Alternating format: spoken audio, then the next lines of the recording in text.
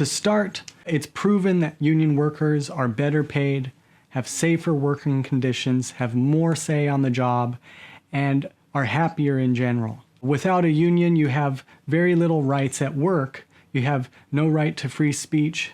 You have an at-will employment standard that says your boss can fire you for any reason at all. And you don't really have any say in what happens at work. Without a union, the law says that the workplace is like a dictatorship where the boss decides everything that happens and workers have no say in the process. When you form a union at work, it democratizes the workplace and you suddenly have a contract, you suddenly have a say in what happens at work. Without a union, you don't have a right to negotiate your pay, you don't have a right to grieve things, to challenge unsafe working conditions or unfair things going on at work. Only with a union can you have those things. So once you've decided it's a good idea to start a union at work, how do you go about doing it? So step number one is to start having conversations with people you know would be friendly to the idea of starting a union.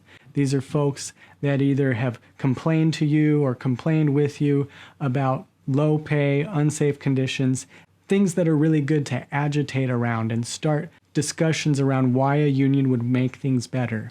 Step two is to take that group and really contact a union organizer to help you expand the coalition more broadly at work. Step three is you work with the union organizer to help build that broader coalition at work, to spread the idea of why a union is needed among all your coworkers. Step four is where the workers vote and decide whether they are going to have a union through a secret ballot election at work.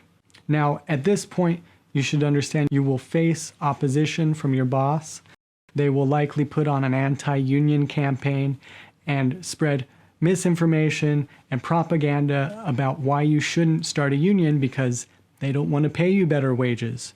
They don't want to give up that dictatorship that they have. The boss doesn't want a union, but ultimately it's going to be good for you and your coworkers. Finally, I want to talk about the rights that you have with talking about a union.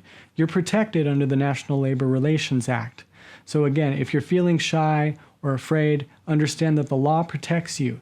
You can have these conversations about forming a union. It's not necessarily a good idea to do it in front of a manager, because even though the law protects you, it might not prevent them from taking action against you. But the law does give you the right to have these conversations, to potentially leaflet and wear buttons at work supporting the union and really agitate to build support for the union. So know that the law protects you.